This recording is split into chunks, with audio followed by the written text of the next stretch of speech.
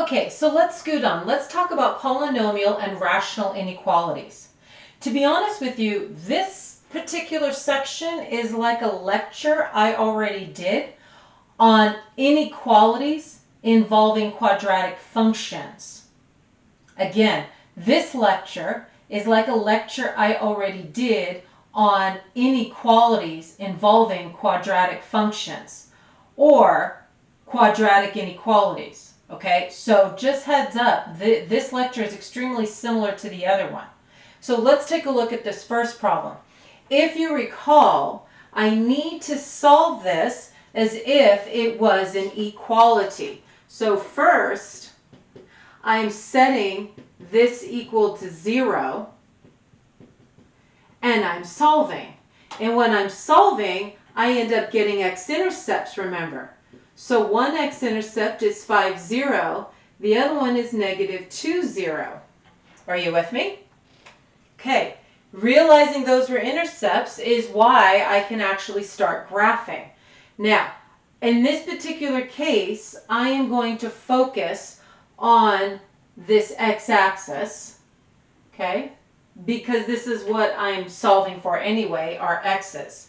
Now, here's the deal. I have 3 intervals, and I need to see which of my 3 intervals is going to work for me. So the only difference between this lecture and that quadratic inequality lecture, the literal quadratic inequalities were parabolas. This is clearly not a parabola. So that's the only difference. So this part we handled just a little bit differently. But again, I'm looking for x's. I'm looking for which of these x's is going to make this inequality a true statement. So I don't know about you, but I'm going to keep things simple. I'm going to pick a number in between negative infinity and negative 2. Yeah, how about we just pick negative 3? And I'm going to pick negative 3, and I am going to plug it in to these x's, and I'm going to see if negative 3 keeps this inequality true. So here I get a positive number basically, right, because you square it. And here I get a negative number. And a positive times a negative is a negative, and is a negative less than 0? Yes, it is. So this one works. Check. This one I should say, it works. Whoops. It works. And I get negative, because I get negative answers. All right?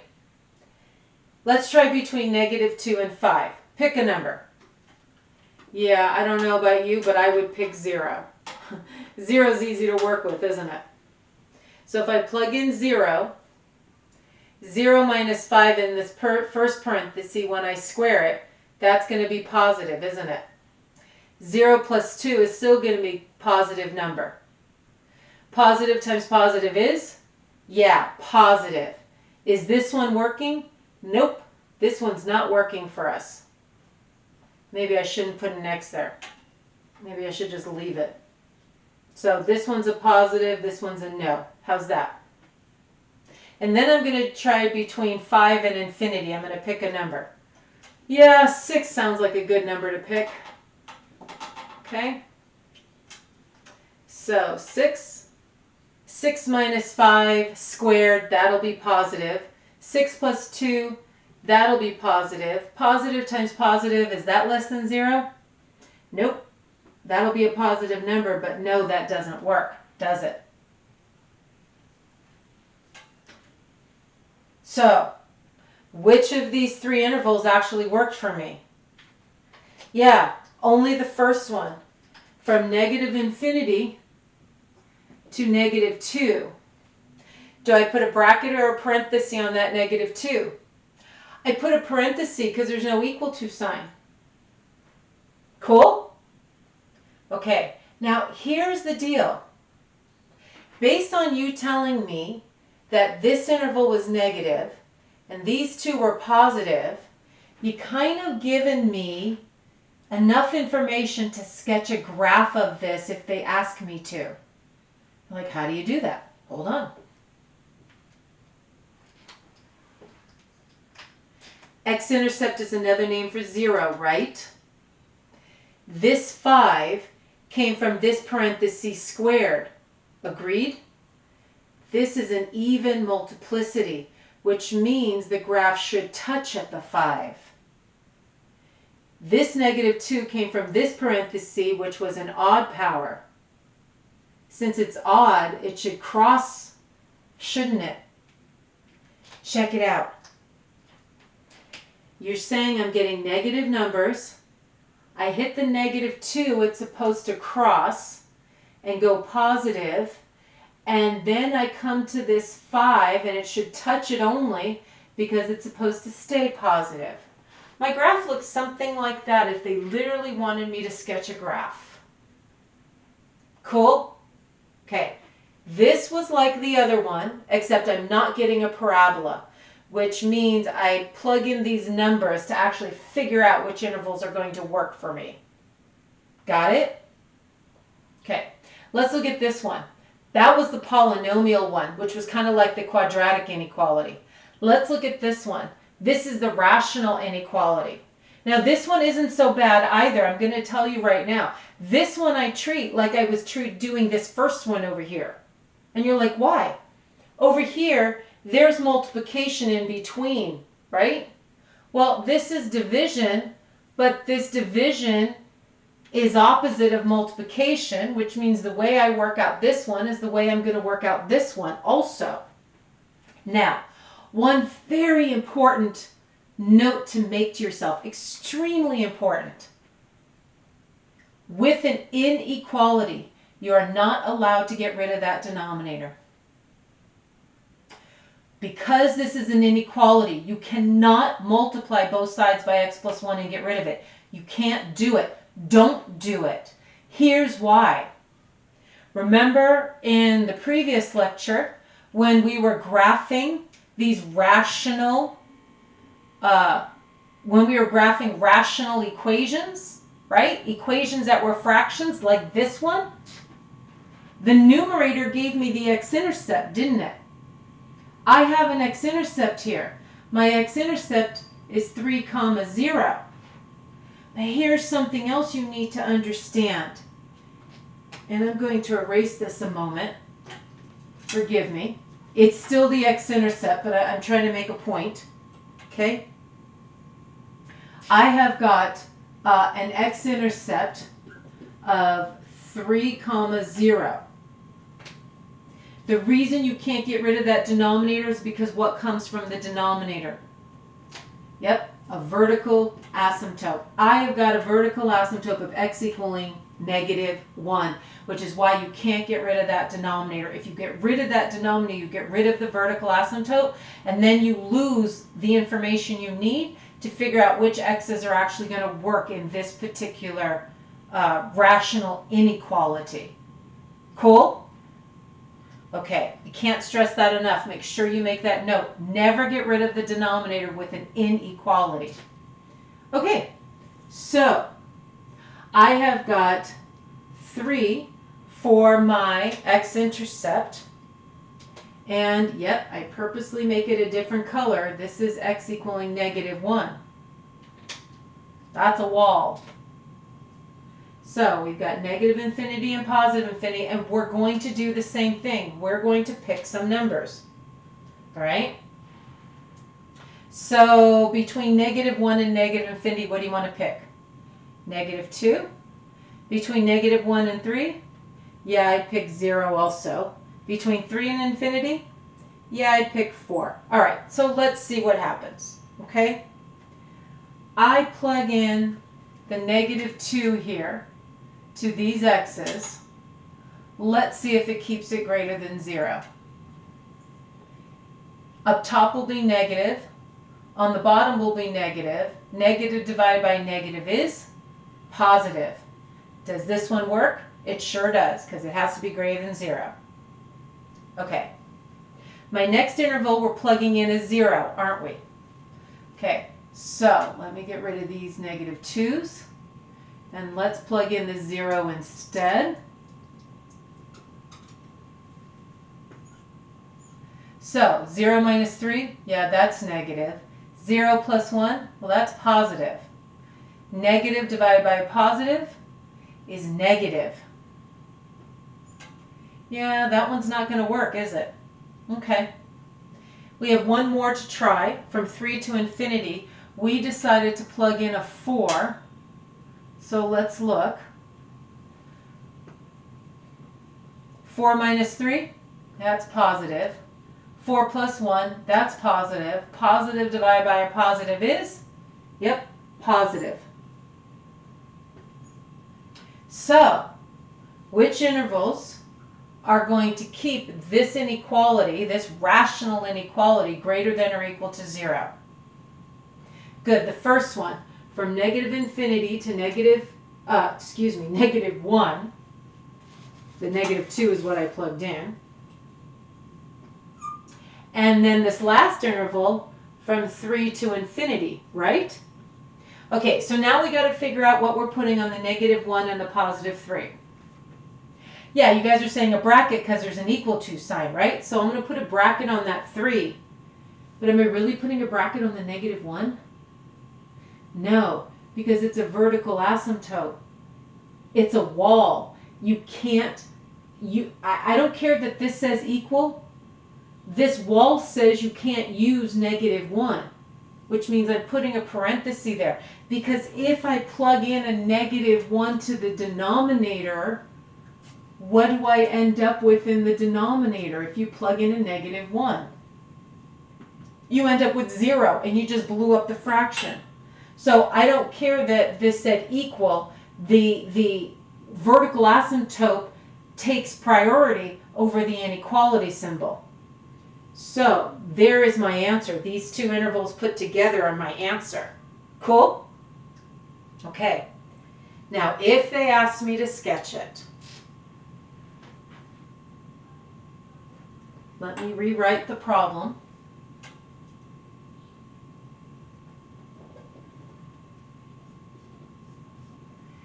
This x minus 3, that was an odd multiplicity, right? So odd here, which means it should cross at 3, 0. This vertical asymptote had a power of 1, which means it was an odd multiplicity as well, which means the graph should go in 2 different directions around the asymptote. So look what we have. There's no x-intercept here, and it's supposed to stay positive, so this end of the world, it goes up, right? Over here, that means this end of the world should go down because it's supposed to be negative. So we'll stay negative, but this x-intercept says it should cross and it should go into the positive end of the world. This is the sketch of the graph if they really wanted me to sketch a graph of this thing. Got it? This said stay positive, but since there's no x-intercept, it's not touching or crossing. I was supposed to cross at the 3, and this end of the world said stay negative, and this end of the world said go positive, gratefully, so it crossed at the 3 like it was supposed to. And around my vertical asymptote, it went in 2 different directions. This side went positive, this side went negative. So yay for that. Cool? Hang in there. Got another. Okay, so let's look at this third example. I have a rational inequality again, correct? So remember, just like the quadratic inequalities, they must be set to 0. This one's not set to 0. I've got a 2 over there, which means the 2 has got to get moved over. And you move it over while it's an inequality.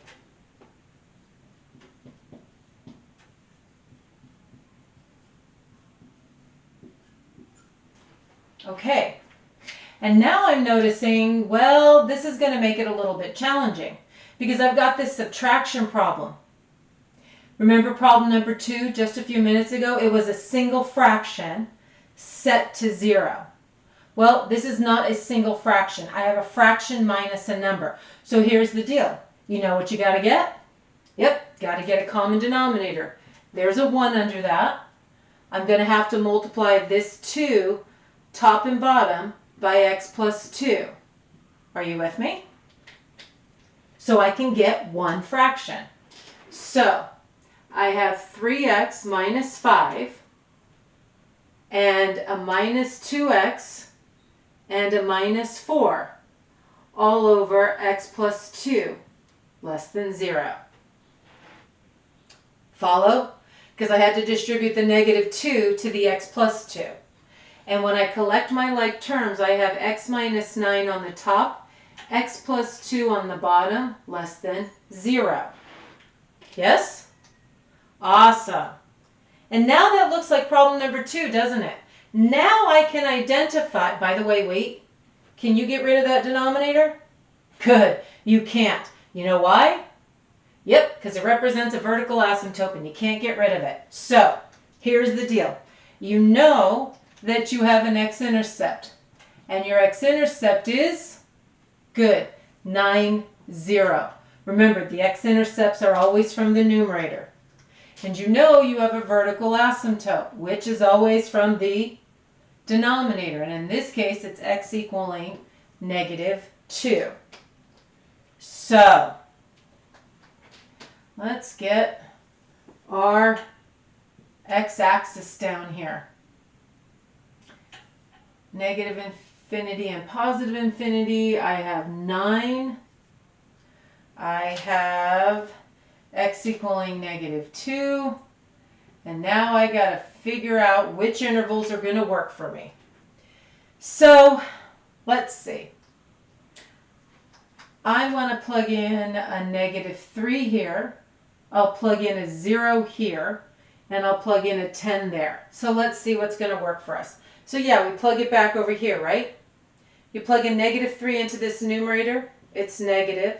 You plug a negative 3 into this denominator, it's negative. Negative divided by negative, that's positive. I don't think that one's going to work for us because I need less than 0, don't I? I'm going to plug in 0. 0 minus 9, that's negative. 0 plus 2, well, that's positive. Negative over a positive, that's negative. I guess that one's going to work for us. Huh. Okay. I plug in 10. 10 minus 9, positive. 10 plus 2, positive. Positive over positive, positive. You don't think that one's going to work for us. So less than 0 is what I wanted. So that looks like it's from negative 2 to 9, huh? What do I put on these guys?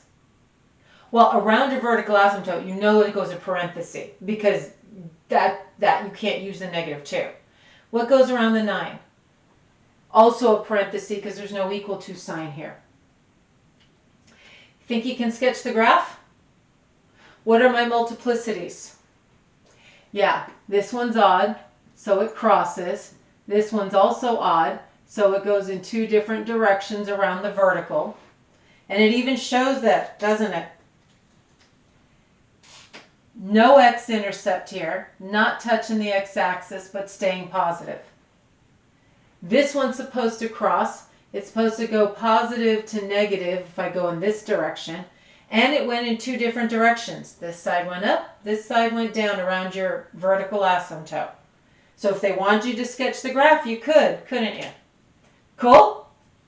Yeah, getting a little bit better. This was the key on this one.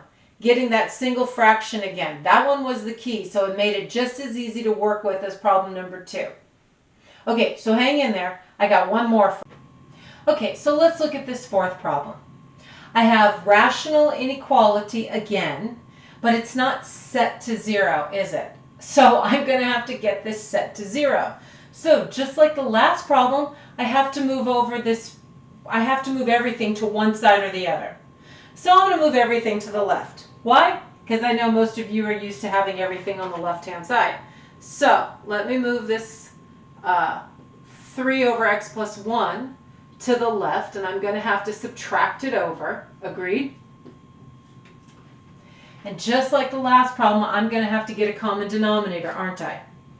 Okay, so looks like the first fraction is going to get multiplied by x plus 1. Looks like this second fraction is going to get multiplied by x minus 3. So let's see what we end up with. So looks like this is 5x plus 5 on the first numerator. I'm distributing a negative 3 minus 3x plus 9 all over my common denominator of x minus 3 times x plus 1 greater than or equal to 0. Cool? Collect like terms, 2x plus 14 over x minus 3 times x plus 1 greater than or equal to 0. Okay, you have to remember how to add and subtract fractions on this one. You have to make sure you remember how to find a common denominator and then work with them accordingly, right? Okay, so quick question. Can you get rid of that denominator? Excellent, you can't, because this is an inequality. And that inequality means those denominators are actually representing what? Very good, vertical asymptotes. But before we get to the vertical asymptotes, we've got to get to the x-intercept. Because what comes from the numerator? Yep, the x-intercept, which in this case would be, good, -7. 2x plus 14, set it equal to 0, right? Okay. And I have two vertical asymptotes in this case. I have x equaling a -1 and I have x equaling a 3. All right, so time to make our number line here. Negative infinity to positive infinity. Looks like we have -7 as our x-intercept. And we have two vertical asymptotes. One at x equals -1 and one at x equals 3. Okay, I think I have 4 intervals. 1, 2, 3. I have 4 intervals to work with. All right, so I'm going to pick some numbers to work with. Hopefully, if you don't pick my same numbers, that's fine. Hopefully we get the same answer, right? Okay, so I'm going to plug -8 in. You'll be -8 into here will be negative, and this will be negative. So this becomes a negative over a positive, right? Which is negative.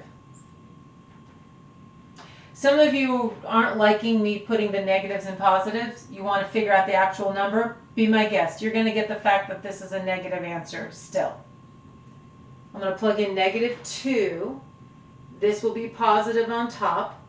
That'll be negative. That'll be negative. So negative over a positive. That'll be positive. 0. That'll be positive. That'll be negative. That'll be positive. So it looks like I have a positive over a negative. That'll be negative here. And last but not least, that 4 will keep everything positive.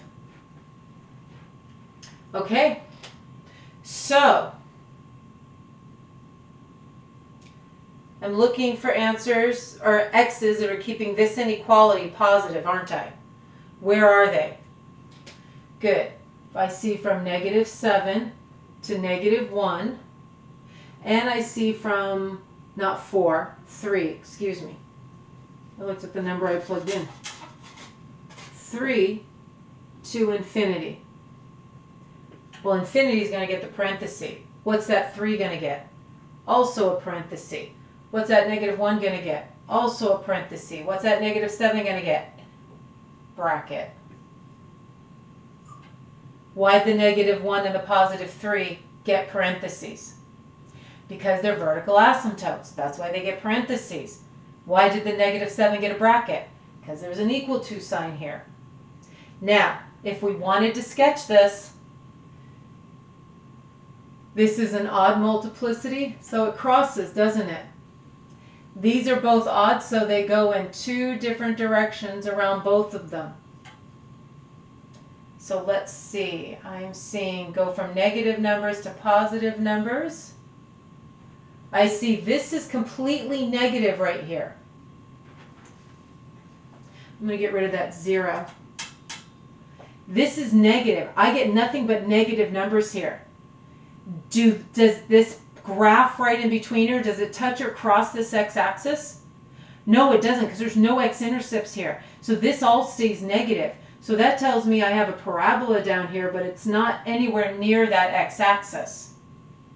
So around this vertical asymptote, this side went positive, this side went negative, so we're good. It went in two different directions like it was supposed to. Okay, over here is all positive, but do you see any x-intercepts? Nope, so the graph is not touching that. So it looks like everything's staying positive.